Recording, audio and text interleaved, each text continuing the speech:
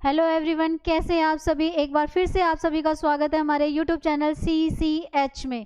सफलता के सफ़र को आगे बढ़ाते हुए आज जो है हमारी क्लास जो है होने वाली है वाक्य शुद्धि की। आप इसे वर्तनी भी कह सकते हैं, वर्तनी शुद्धि, जो कि हमारे SSC GD का पार्ट है। इसके बाद आपको इसकी एक और क्लास मिलेगी जो कि इम्पॉर्टेंट, और आज की क्लास में भी जो वर्तनी या वाक्य शुद्धि के जो क्वेश्चंस लिए हैं वो प्रीवियस क्वेश्चंस लिए हैं। सारे क्वेश्चंस एग्जाम्स में आए हुए हैं, तो क्लास एंड तक लीजिएगा, इम्पॉर्टेंट पार्ट है। कुछ छोटी छोटी बेसिक चीज़ें बताऊंगी जो पेपर में हमारी बहुत ही काम आएंगी। तो समय बर्बाद नहीं करते हैं, अपने आज का टॉपिक स्टार्ट करते हैं। चलिए देखिए, वाक्य शुद्धि या हम कह सकते हैं कि वर्तनी में जो हमारी जो होती है, वर्तनी मतलब हमारा प्रोनाउंसिएशन, ये वर्तनी या वाक्य अशुद्धि होती क्यों है। वाक्य अशुद्धि हमारे उच्चारण के कारण होती है। कुछ हमें हमारी भाषा का ज्ञान नहीं होता है, तो अब तब भी हमारे पास ये गलतियां होती हैं। तो अब क्या करें भाई, अब उच्चारण तो ठीक नहीं हो सकता क्योंकि ये तो स्कूल में होना था, लेकिन कोई बात नहीं, अब एग्जाम में आ रहा है तो कुछ छोटी छोटी चीज़ों को याद रखते हुए हम साथ साथ इनकी प्रैक्टिस करते हुए, मैंने आपको बताया कि आज की क्लास में कोई भी एक ऐसा जो है स्टेटमेंट या ऐसा क्वेश्चन नहीं है जो मैंने अपनी तरफ से लिया हो। ये सारे के सारे जो वाक्य शुद्धि वाले क्वेश्चंस हैं आपके प्रीवियस पेपर्स में आए हुए हैं, तो साथ साथ इन्हें आप करने की कोशिश करिएगा। और कुछ छोटी छोटी चीज़ें जो आगे आने वाले एग्जाम में भी हमारी हेल्प करेंगी, उन पर भी ध्यान दीजिएगा। तो चलें, सबसे पहले देखते हैं। आपको क्वेश्चन दिया गया है कि कौन सा वाक्य संज्ञा तो हमने पढ़ी है, संज्ञा के प्रयोग की दृष्टि से शुद्ध है। ध्यान से देखिए, आप लोग मुझे स्टार्टिंग से कहते आ रहे थे कि हमारे एग्जाम में विलोम शब्द, पर्यायवाची ये आएंगे, संज्ञा सर्वनाम को इतना इंपॉर्टेंस आप लोग नहीं दे रहे थे। अब ध्यान से देखिए, आपके वाक्य शुद्धि में ही, वर्तनी में ही संज्ञा आ गई है, यानी कि अब वर्तनी को या वाक्य शुद्धि को यहाँ पर देखने के लिए मुझे संज्ञा आनी चाहिए। संज्ञा क्या थी? जो किसी का नाम बता रही थी। दो तरह की थी, ये पूरी आप अगर आपको आती है तो बहुत अच्छी है, आपने क्लास देखी है बहुत बढ़िया है। अगर आपने नहीं देखी है, जो क्लास आज पहली बार देख रहा है, प्लीज़ पहले की जो प्रीवियस जो वीडियोज़ हैं उसमें संज्ञा को बहुत ही आसान और सिंपल तरीके से और बहुत ही अच्छे तरीके से बताया गया है। चलिए, क्वेश्चन क्या है, कौन सा वाक्य संज्ञा के प्रयोग की दृष्टि से शुद्ध है। 4 सेंटेंस दिए गए हैं और चारों सेंटेंस में से कौन सा बिल्कुल करेक्ट है। पहले तो यहाँ पर रघुवीर और रघुवीर, पहला सेंटेंस कहता है रघुवीर मेरा अग्रज बड़ा भाई है। ठीक है, रघुवीर मेरा अग्रज छोटा भाई है। रघुवीर मेरा अग्रज भाई है और रघुवीर मेरा अग्रज मेरा है, रघुवीर अग्रज मेरा है। तो कॉमन सी बात है, पहले तो ये रघुवीर जो है वो क्या है, संज्ञा है। ठीक है, क्या है, संज्ञा है, संज्ञा शब्द है, नाम बता रहे हैं। अच्छा, यहाँ पर मैं आपको बताना चाहूंगी अग्रज। आप लोगों को मैंने वाक्यांश वाली क्लास ली थी तो मैंने 2 वर्ड बताए थे। अग्रज जो होता है वो किसके लिए यूज किया जाता है, बड़े भाई के लिए। ठीक है, किसके लिए यूज करते हैं, बड़े भाई के लिए।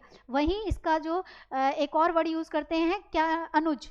मैंने आपसे कहा था याद रखना, अपने बड़े भाई को अग्रज और छोटे भाई को क्या कहा जाता है, जो छोटा भाई होता है उसे हम क्या कहते हैं, छोटे भाई को अनुज कहते हैं। यहाँ पर अनुज से रिलेटेड क्वेश्चन नहीं है, अग्रज से है। तो अग्रज बड़ा, ये भी बड़ा, ये भी बड़ा और ये भी बड़ा। अग्रज का मतलब तो बड़ा है ही, तो दूसरा बड़ा नहीं हो सकता, तो ये आंसर हमारा नहीं है। और मैंने अभी बताया अग्रज का मतलब बड़ा है, तो छोटा लिखा है, तो मेरा ये भी आंसर नहीं है। एंड देन ये वाला जो ऑप्शन है, रघुवीर अग्रज मेरा है, ये तो बिल्कुल ही वर्तनी और उच्चारण की दृष्टि से गलत है। तो हमारा इसका करेक्ट आंसर क्या रहेगा, रघुवीर मेरा अग्रज भाई है, यानी कि रघुवीर मेरा बड़ा भाई है। हमें इस तरह से जब हमारे पास वाक्य शुद्धि के क्वेश्चंस आएंगे तो हमने उनको सीधा पढ़कर टिक नहीं करना है। जिस फॉर्म में अभी मैंने आपको बताया, आपने उसी फॉर्म में उस क्वेश्चन को अटेम्प्ट करना है। हमें वाक्य शुद्धि के लिए संज्ञा आनी चाहिए, सर्वनाम आने चाहिए, विशेषण आने चाहिए, क्रिया आनी चाहिए, उपसर्ग प्रत्यय आने चाहिए और कारक भी आने चाहिए। हमारी क्लास लगातार चली हुई है, ये बीच बीच में मैं कुछ ऐसे टॉपिक्स लेती जा रही हूँ। लास्ट क्लास जो आपकी गई है वो क्रिया की गई है, इसके बाद नेक्स्ट क्लास जो होगी वो कारक की होगी, फिर उपसर्ग प्रत्यय की होगी, फिर समास की होगी। लेकिन उसी वीक में आपकी बीच बीच में अभी इसका पार्ट 2 भी होगा। आज की क्लास में हमने जो क्वेश्चंस कर रहे हैं इसके अभी और भी बहुत सारे इंपॉर्टेंट ऐसे क्वेश्चंस हैं जिसमें हमें एक क्लास और लेनी पड़ेगी। तो आपका पहला क्वेश्चन हमारा हुआ। अब बात करते हैं इसकी दूसरे क्वेश्चन की।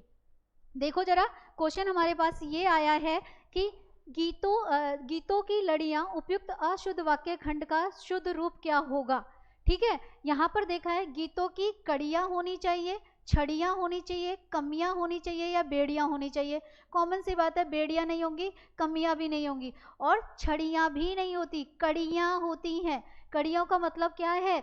एक कड़ी के बाद दूसरी कड़ी को जोड़ा जाता है। जो सिंगर्स होते हैं एक लाइन बोल के दूसरी लाइन को उससे जोड़ते हैं और वो क्या होती है, जब एक लाइन को दूसरी लाइन से जोड़ा जाता है तब हम उसे कड़ियाँ कहते हैं। यानी कि गीतों की लड़ियाँ उपयुक्त की बजाय अशुद्ध वाक्य खंड का शुद्ध रूप करेंगे। ये गलत लिखा हुआ था, इसकी जगह क्या होना चाहता? गीतों की लड़ियाँ ना होकर यहाँ पर गीतों की कड़ियाँ होना चाहिए था।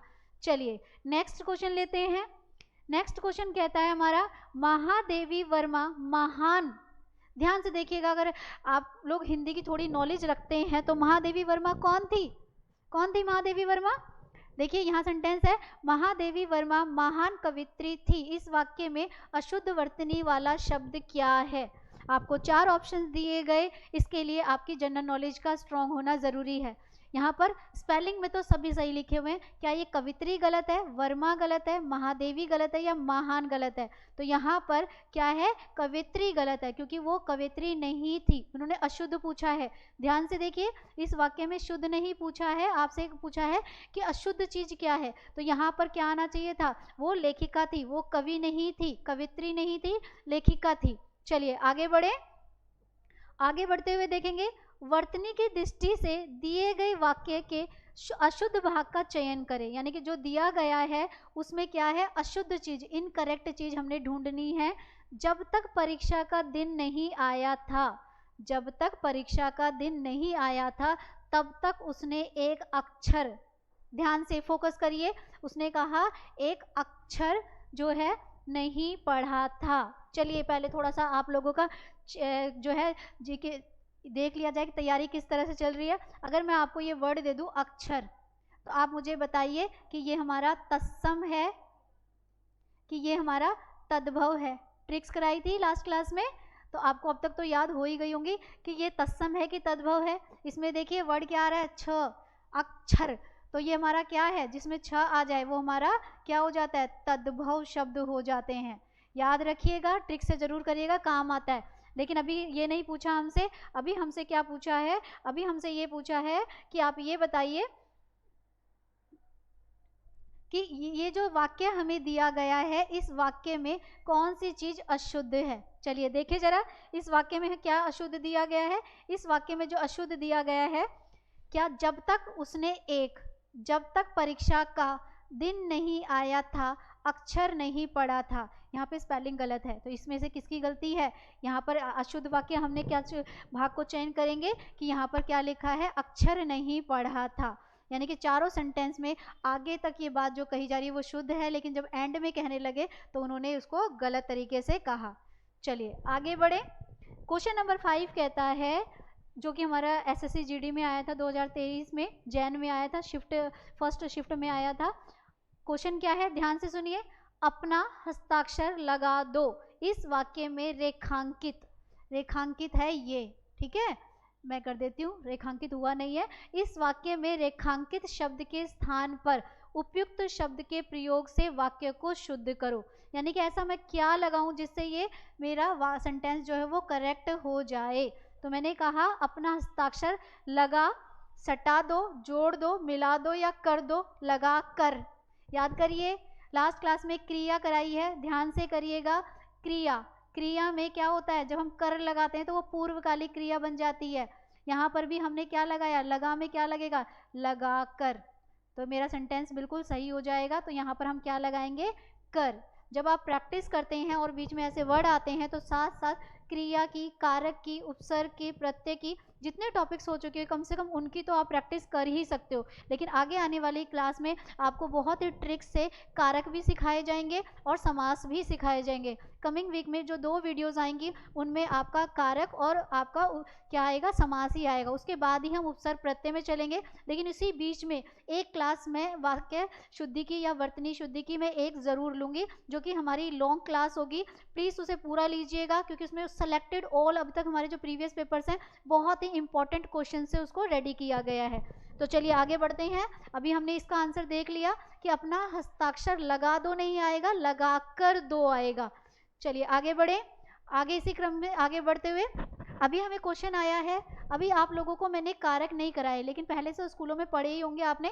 आप ये देखिए, वाक्य शुद्धि जब मैं सिखा रही हूँ तो मुझे संज्ञा की जरूरत पड़ रही है, मुझे तत्सम तद्भव शब्दों की जरूरत पड़ रही है, और अब तो इस क्वेश्चन में कारक की भी जरूरत पड़ गई, यानी कि वाक्य शुद्धि के लिए भी मुझे कारक आने चाहिए, वाक्य शुद्धि के लिए मुझे संज्ञा आनी चाहिए, वाक्य शुद्धि के लिए मुझे सर्वनाम आने चाहिए, वाक्य शुद्धि के लिए मुझे विशेषण का भी ज्ञान होना चाहिए। यानी कि ग्रामर जब तक आप बेसिक स्टार्टिंग से एंड तक नहीं पढ़ोगे, माना सिलेबस में कुछ गिने गिनाए टॉपिक्स देता है कोई भी जब एग्जाम लेता है, लेकिन उन गिने गिनाए टॉपिक्स के लिए भी ग्रामर तो हमें बेसिक पूरी ही आनी चाहिए। आप खुद ही देख लो ना कि यहाँ पर वाक्यों में भी कारक संधि, सॉरी संधि कह रही हूँ, कारक और संज्ञा यूज हो चुकी है। तो चलिए क्वेश्चन देखिए जरा। अभी उदय दिल्ली की किताबें लाकर पढ़ता है, कहाँ की? दिल्ली की किताबें लाकर पढ़ता है। जो वाक्य है उसमें कारक संबंधी त्रुटि पहचानिए। मैंने अभी आप लोगों को कारक नहीं कराया, लेकिन मेरी क्लास में आपको कारक पूरा ट्रिक से होंगे। अगर मैंने पहले कराया होता तो अब तक तो आप ट्रिक से इसे पहचान भी लेते, लेकिन कोई बात नहीं, अभी कारक हो जाएंगे, तब आप इसे आसानी से कर लीजिएगा। मैंने कहा कारक, कारक क्या होते हैं? कर्ता ने कर्म को, ये तो टेबल है, लेकिन हमारी क्लास में कर्ता ने कर्म को ये नहीं सिखाया जाएगा, आपको पहचानना बताया जाएगा कि कर्ता कारक कब होता है, कर्ण कारक कब होता है, आपादान कारक कब होता है। तो देखिए जरा सेंटेंस कौन सा ठीक होना चाहिए। अभी उदय दिल्ली के किताबें लाकर पढ़ता है, गलत, के नहीं आएगा। अभी उदय, ये इसको छोड़ दें एक बार, अभी उदय दिल्ली को किताबें लाकर पढ़ाएगा, को भी गलत है। अभी उदय दिल्ली पर होता है किसी चीज़ के ऊपर रखना, तो किताबें किसी चीज़ के ऊपर, दिल्ली के ऊपर रखी नहीं है, तो ये सेंटेंस गलत है, ये सेंटेंस गलत है, और ये आएगा नहीं हमारा। अभी उदय दिल्ली से किताबें लाकर पढ़ता है। अब मैंने आपको कराया नहीं है, हमारे दो कारक हैं, ठीक है। एक कारक होता है आपादान, मैं पहले भी आप लोगों को बता चुकी हूँ। आपादान में क्या होता है, एंड उसका जो सिंबल होता है वो क्या होता है, इसका सिंबल से ही होता है, और इसका तरीका भी मैंने आपको शॉर्ट वीडियो में बताया है। जब क्या होता है, जब कोई चीज़ किसी चीज़ से अलग हो रही होती है, आ से आपादान, अ से अलग होना, तो यहाँ पर क्या कोई चीज़ अलग हो रही है क्या? ये हमारी है, अभी उदय दिल्ली से किताबें लाकर पढ़ता है, तो लाकर पढ़ रहा है ना, सोर्स से पढ़ रहा है, तो ये हमारा क्या है, आपादान नहीं है, ये हमारा क्या बन जाएगा, ये हमारा करण कारक बन जाएगा, क्योंकि यहाँ पर साधन से काम हो रहा है, दिल्ली से लाकर क्या किया जा रहा है, काम। तो यहाँ पर देखिए हम एक ही उससे आंसर तो निकाल ही पाए, साथ ही हम ये भी बता पा रहे हैं कि से जो है वो दो का सिंबल है, कौन से कारक का, एक आपादान कारक का और दूसरा हमारा करण कारक का। करण का मतलब होता है साधन, और आपादान का मतलब होता है अ से आपादान, अ से अलग होना। अगर इसकी जगह मुझसे कोई कारक पूछ लेता तो मैं वो भी आंसर कर पाती। तो हमने देखा इसका आंसर क्या होगा, अभी उदय दिल्ली से किताबें लाकर पढ़ता है, दिल्ली से किताबें ला रहा है और किताबें पढ़ता है। तो चलिए आगे बात करें, बात करते हैं। क्वेश्चन आया हमारे पास, इस विषय पर प्राचार्य, प्राचार्य प्रधानाचार्य को ही कहते हैं, ने क्या किया। सेंटेंस आधा अधूरा लग रहा है, कमी लग रही है। इस वाक्य में क्रिया संबंधी त्रुटि पहचानिए। लास्ट वीडियो में बहुत ही अच्छे तरीके से सकर्मक, अकर्मक, प्रेरणार्थक, पूर्वकालिक क्रिया मैंने कराई है, ध्यान से पढ़िएगा। अगर पढ़ ली है और ये वीडियो आपको मिल गई है तो आप उसको इंटर रिलेट करके आंसर ढूंढने की कोशिश करिएगा। क्वेश्चन क्या है, इस विषय पर प्राचार्य ने क्या किया। इस वाक्य में क्रिया संबंधी त्रुटि पहचान कर शुद्ध वाक्य का चयन करें। देखो जरा, पहला स्टेटमेंट कहती है, इस विषय पर प्राचार्य ने क्या निर्णय प्रदान किया। प्रदान थोड़ी किया, कोई चीज़ दी थोड़ी है, हट गया। इस विषय पर प्राचार्य ने क्या निर्णय दिया, हो सकता है पहले नीचे की भी देख ले। इस विषय पर प्राचार्य ने क्या निर्णय कहा, ये बिल्कुल गलत है। उसके बाद आता है, इस विषय पर प्राचार्य ने क्या निर्णय लिया।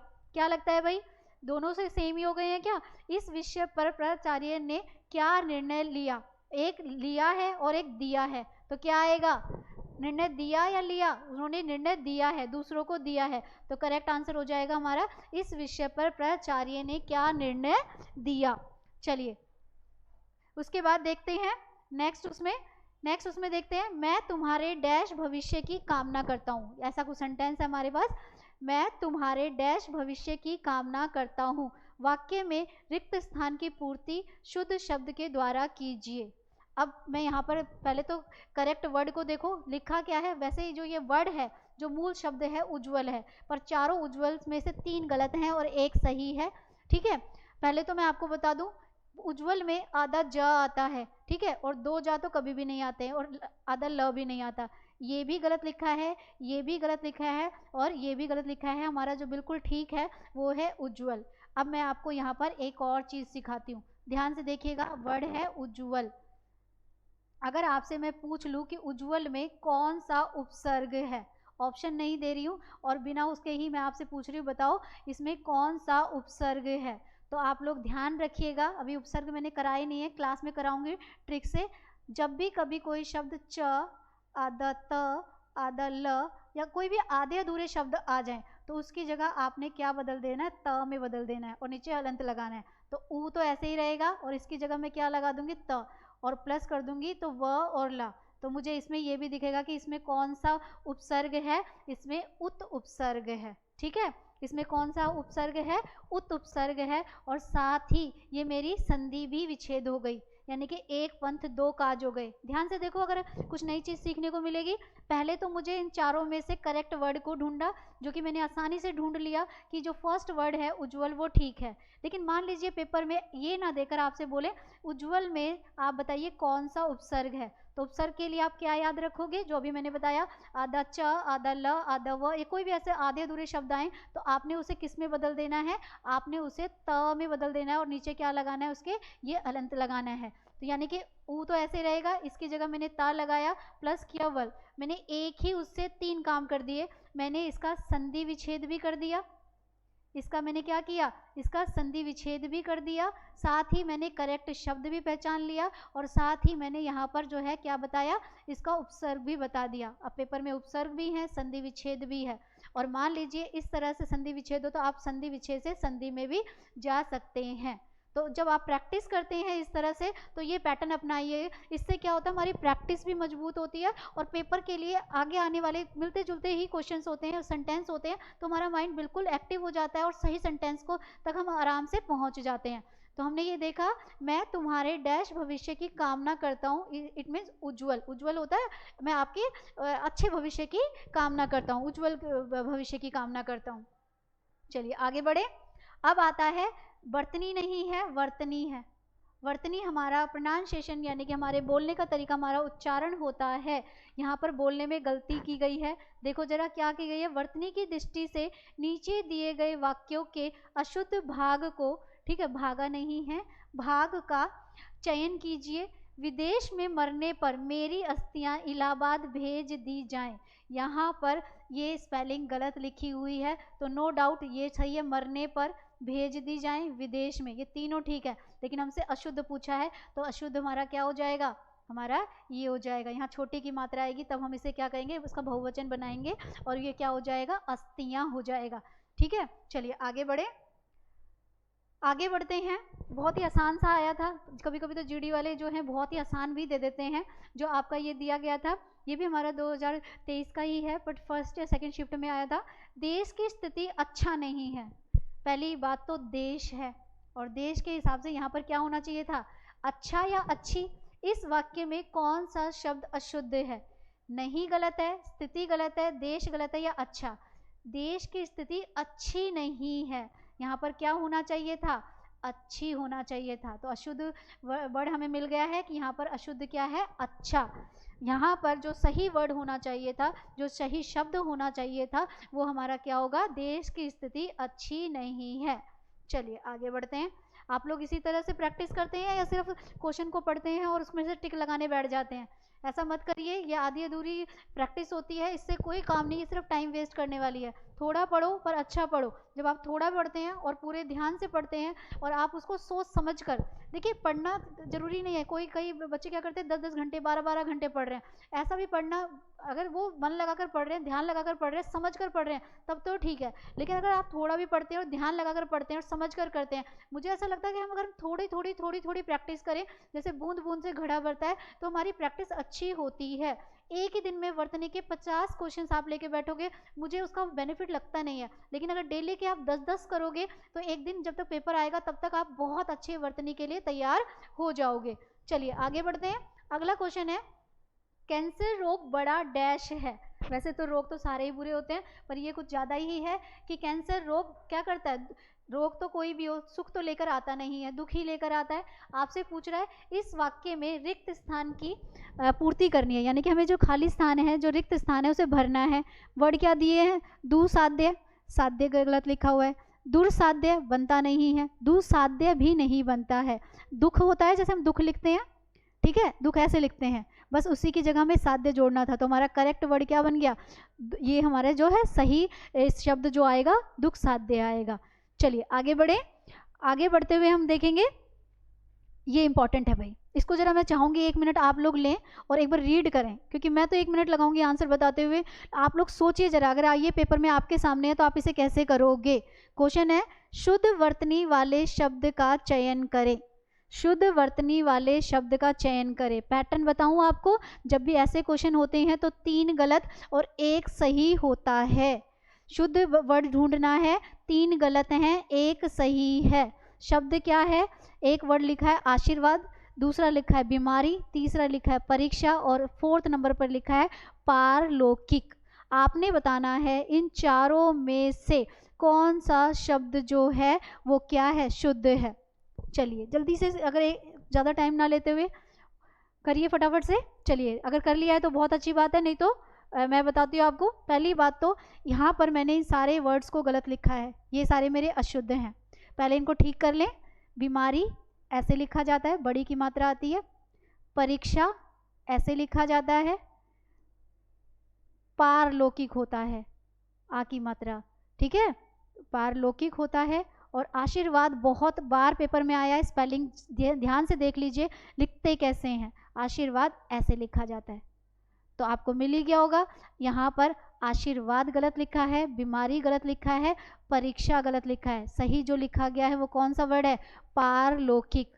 परलौकिक नहीं होता है, पारलौकिक होता है। ऐसे क्वेश्चन अगर आपको देखने को मिले तो थोड़ा पेशेंस रखिएगा और ध्यान से। अब छोटी क्लास की तरह आ की मात्रा, ई की मात्रा तो नहीं सीखेंगे, लेकिन अगर हमारा उच्चारण सही हो, क्योंकि जैसा हम बोलते हैं या जैसा हम सुनते हैं वैसा हम बोलते हैं, जैसा हम बोलते हैं वैसा हम पढ़ते हैं, और जैसा पढ़ा है वैसा ही तो लिखते हैं, या जैसा लिखा होता है वैसा ही तो पढ़ते हैं। तो यहाँ पर वही गलती होती है। तो क्वेश्चन को बड़े ध्यान से पढ़ना है। शुद्ध वर्तनी वाले शब्द का चयन करें। आशीर्वाद गलत था, बीमारी गलत था, परीक्षा गलत है, लेकिन परलौकिक नहीं, पारलौकिक वर्ड जो है वो सही है। चलिए आगे बढ़े। आगे बढ़ते हैं। अब क्वेश्चन है, आपको वर्तनी की दृष्टि से स्पेलिंग ही बतानी है, कुछ नहीं करना। चारों मेन वर्ड जो है वो यथेष्ट है। कौन सा वाला यथेष्ट जो सही है? ठ की मात्रा आ रही है, पहले ही मेरे वर्ड में साउंड आ रहा है, ये गलत है, ये भी गलत है, ये भी गलत है, ये बिल्कुल ठीक है। अब मैं आपको यहाँ पर एक इम्पॉर्टेंट चीज़ बताती हूँ। मान लीजिए आपने स्पेलिंग तो देख ली यथेष्ट की, ठ का साउंड आ रहा था, ठीक है। मैंने आप लोगों, अगर मैं आपसे पूछूं बताइए कि ये यथेष्ट वर्ड जो है विकारी शब्द है या अविकारी है? ट्रिक बताइए। मैंने फर्स्ट ही वीडियो जो हमारी आई थी उसमें मैंने बहुत अच्छे तरीके से आपको ये बताया था। जल्दी से बताइए, अगर आपको ये पेपर में दे दिया जाए और आपसे पूछा जाए बताइए यथेष्ट जो है वो कौन सा शब्द है, विकारी है कि अविकारी है? मैंने यहाँ पर आपको, अगर मैं अभी ना समझाऊं कि विकारी और अविकारी कौन से, तो मैंने आपको कहा था यथा से, तथा से और कथा से बनने वाले शब्द क्या वो कहलाते हैं? अविकारी। तो मैं बता सकती हूँ एक तो ट्रिक से कि ये कौन सा शब्द है? अविकारी शब्द है। इसी के साथ में चलिए एक और आपसे एक क्वेश्चन पूछ लेते हैं। अगर बाई चांस आपसे कोई पूछे यथेष्ट जो वर्ड है, पर अभी नहीं, क्योंकि फिर वो आप कंफ्यूज हो जाओगे, क्योंकि समास पहले मैं कराऊंगी, देन फिर मैं आपसे ये वाला क्वेश्चन जो पूछूंगी।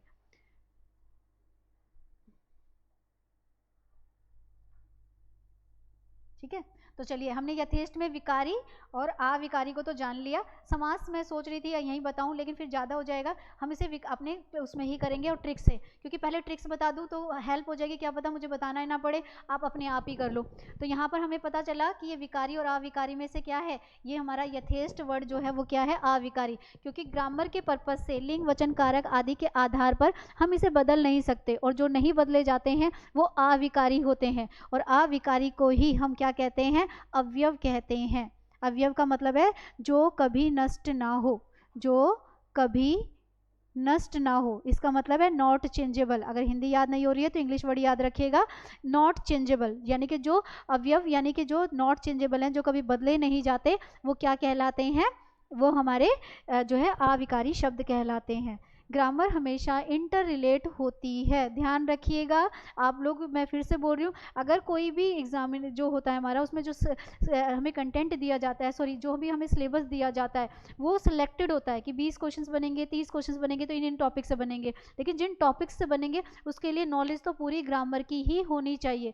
अगर आपका बेस स्ट्रॉन्ग हो तो क्वेश्चन चाहे वो कहीं से पूछ ले, आप उसे कर ही लोगे। लेकिन आप सिर्फ टॉपिक्स के अकॉर्डिंग अपने आप को प्रिपेयर करके जाओगे तो मार्क्स अच्छे नहीं आएंगे, क्योंकि ग्रामर सिर्फ सेलेक्टेड है। अब 20 क्वेश्चंस देने हैं, ये थोड़ी है कि जितनी भी टोटली ग्रामर है सारी उठा कर दे दें, कुछ ही टॉपिक्स देंगे, लेकिन उस टॉपिक्स के लिए नॉलेज तो वो सारी ही चेक करेंगे। तो मैं आप लोगों को फिर से एक बार कहना चाहूँगी कि अगर प्रीवियस वीडियोस संज्ञा सर्वनाम की देखी हैं तो बहुत अच्छी बात है, नहीं तो एक बार उन्हें समझने की कोशिश करिएगा, आपकी बहुत हेल्प मिलेगी वर्तनी में भी, और आगे के अभी जो हमारे टॉपिक स्टार्ट होने वाले हैं उनमें भी बहुत हेल्प मिलने वाली है। तो चलिए आगे चलें, आगे बढ़ते हैं। आगे हम देखते हैं कि हमारा अगला क्वेश्चन क्या कहता है। कुछ नहीं कह रहा है, ये भी हमें क्या कह रहा है, चारों में से स्पेलिंग सही बतानी है, यानी कि निम्नलिखित में से शुद्ध वर्तनी वाला शब्द कौन सा है। मेन वर्ड जो है वो संसारी, सांसारिक क्या होता है। अच्छा मैं एक बार वर्ड बताऊं उससे पहले मैंने आपको एक शॉर्ट वीडियो में एक ट्रिक बताई थी। मैंने आपसे कहा था जब किसी शब्द के बीच में ये क्या आती है, बड़ी ई आती है, क्या आती है, या ई आती है, ठीक है, छोटी ई लगा लो, या हम इसे कहते हैं ई या छोटी ई लेते हैं, कि किसी शब्द के बीच में क्या आती है, ई आ जाती है, ठीक है। मैं इसे थोड़ा वो कर दूं, नहीं तो आप गलत समझ जाओगे। किसी शब्द के बीच में क्या आती है, यहां देखिए मैंने बताया था जो ई है,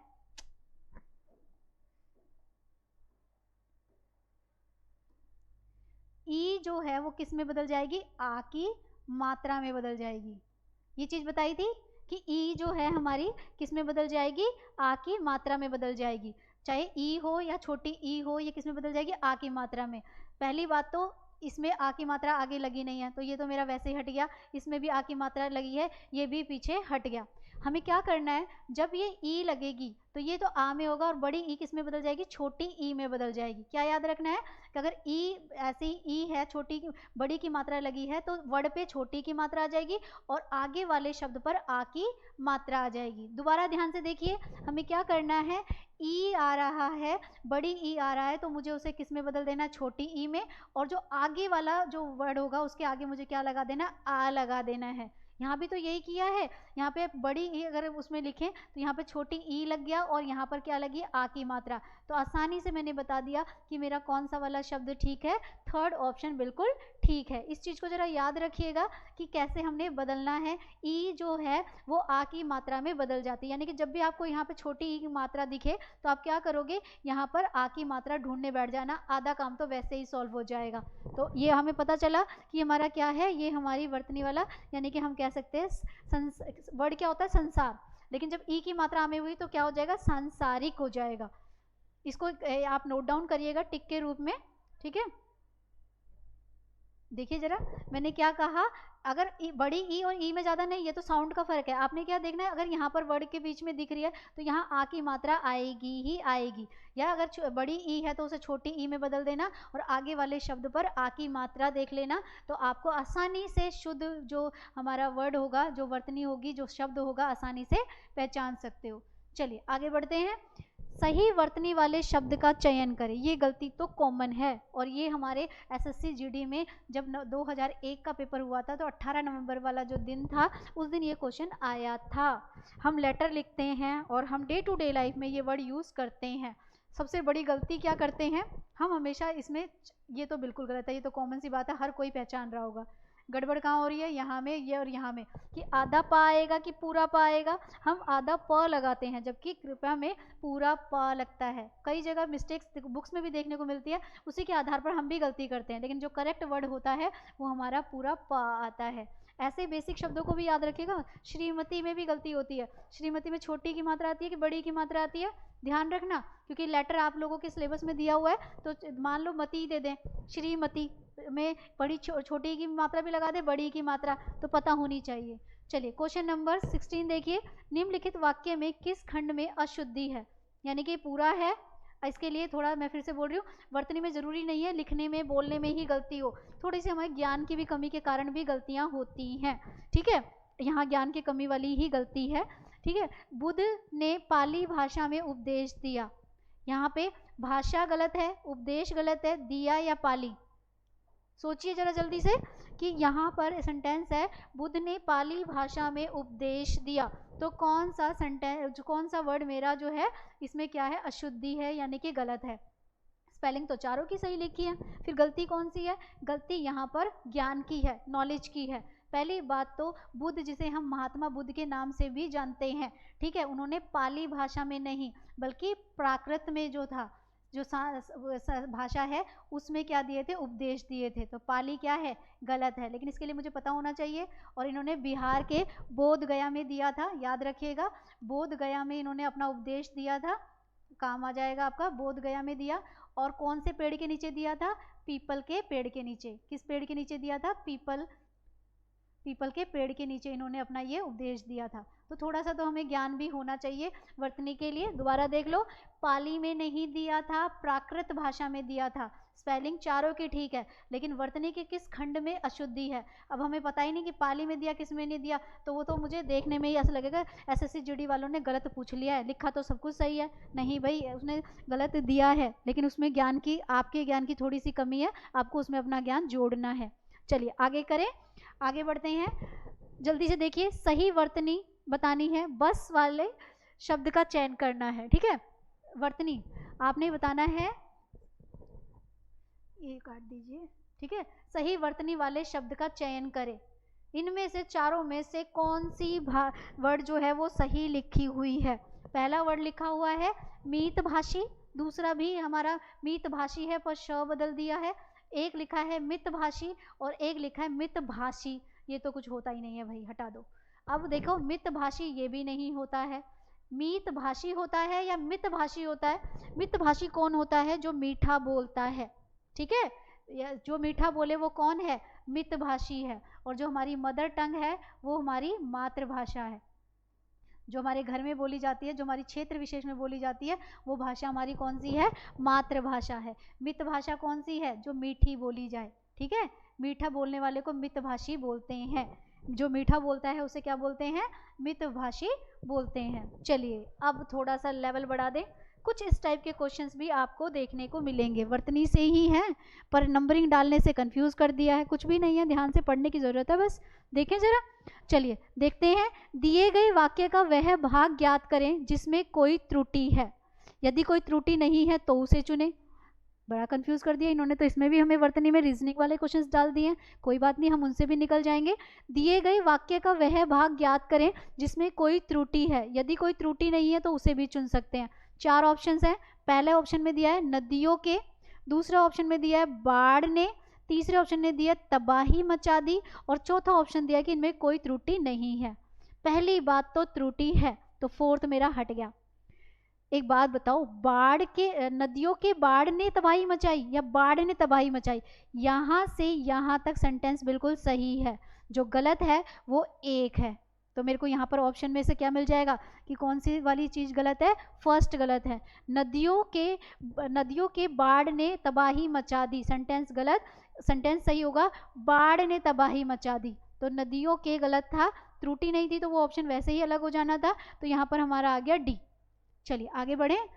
आगे बढ़ते हुए एक और क्वेश्चन लेते हैं। दिए गए वाक्य का वह भाग ज्ञात करें जिसमें कोई त्रुटि है। यदि कोई त्रुटि नहीं है तो उसे भी बताइए।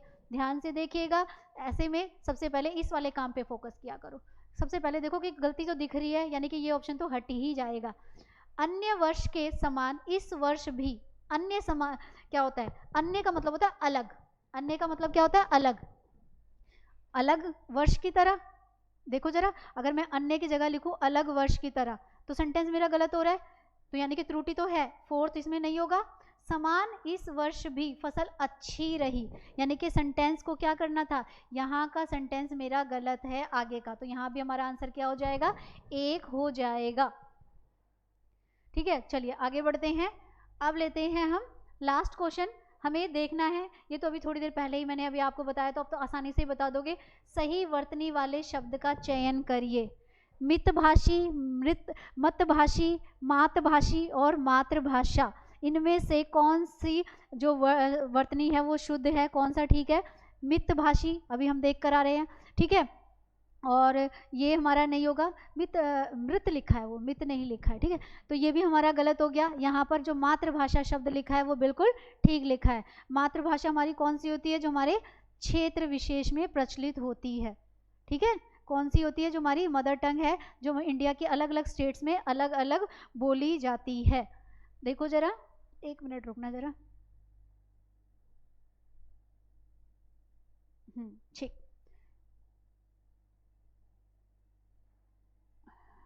तो हमने देखा पहली बात तो ये तीनों हमारे गलत सेंटेंस वर्ड निकल गए हैं, और हमारा जो करेक्ट है वो क्या है? हमारा मातृभाषा है। चलिए, ये हमने किया। अब देखें जरा आगे।